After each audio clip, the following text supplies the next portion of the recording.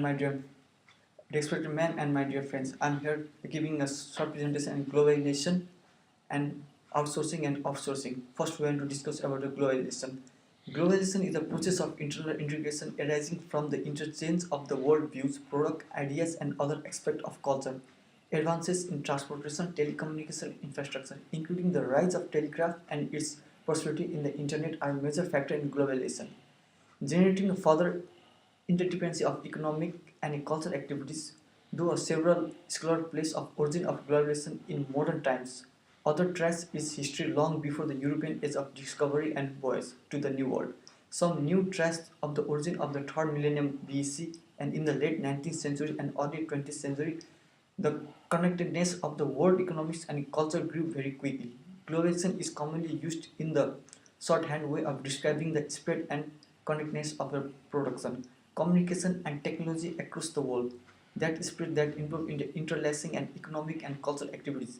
Rather confusingly, globalization is only used by a some to some to refer to the effort of the rather unconsciously globalization used by some to refer to the International Monetary Fund, the World Bank, and the other to create a global free market for the goods and services. This political project, while being significant and the potential damaging for the lot of poorer nation, is really a means to exploit the larger process. Globalization is the sense of connectivity in a economic and cultural life across the world has been growing for centuries. However, many believe the current situation of fundamental of different order to what has gone before.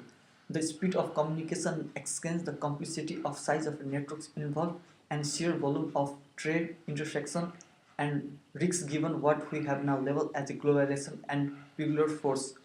With increased economic interconnection has come a deep-seated political changes. Poorer peripheral countries has become even more dependent in activities on central economics such as USA, where the capital and technical expertise tend in the located.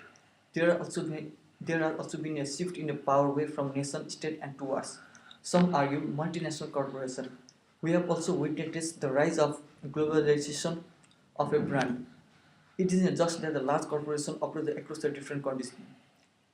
They have also developed and market products that could be just well as sold in Peking in the Washington. Brands like Coca-Cola, Nike, Sony, and a host of other have become more parts of fabric of vast number of people. According to the book Globalization by Richard George, page 47, it is the on way of approach this through one of the classic division of social science, the distinction between a material and ideal explanation. A material and materialistic explanation would intend on focus on objective factor and force. While there can be other material force, this generally comes down under it for the Karl Marx, who is materialized to the focus on economic factors such as force and relation of production, technology, and so on. It is this kind of thinking that leads to many of a view that is a capitalism in a journal and the contemporary MCN. That is the most important driving force in contemporary globalization. Now let's discuss about outsourcing and offsourcing.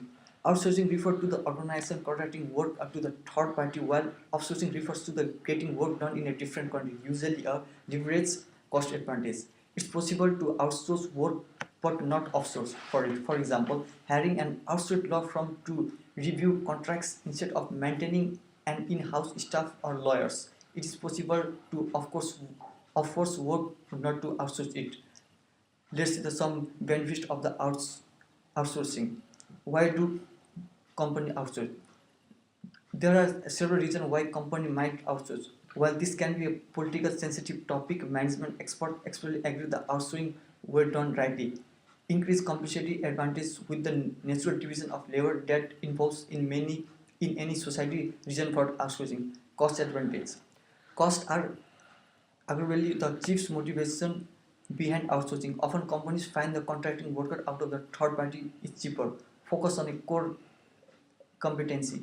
There are lots of business functions in a company. For example, human resources, information technology, manufacturing, sales, marketing, payrolls, accounting, finance, security, transportation, and logistics, and others. Most of there are not a core to company. A core activity is one which offers the company competitive advantage over the competitors. It is an activity that a company does better than a competition. which is the main reason for the customers to do business with the company. Having to handle a non-core function in a distraction, or so many companies outsource them. Quality and capability. Often companies don't have in-house expertise for certain activities. In this case, it is a more efficient to the outsource, and resulting the products and service intend to be higher quality when provided by the outsourcing vendors. Labor flexibility. Outsourcing allows a company to ramping up the down quickly as needed. For example, a company may need a large number of software programming experts for 6 to 8 months to develop an application. It would be the inflexible for a hire people for only 6 months. Outsourcing, however, can provide flexibility, so many companies does not have worry about hiring a firm. Now let's see the benefits of offsourcing. Offsourcing provides many of the same benefits as outsourcing, including cost saving. Companies usually offsource manufacturing or service to the developing country where wages are low, thus resulting in a cost saving. These savings are passed on the customers, shareholders, and managers to these companies.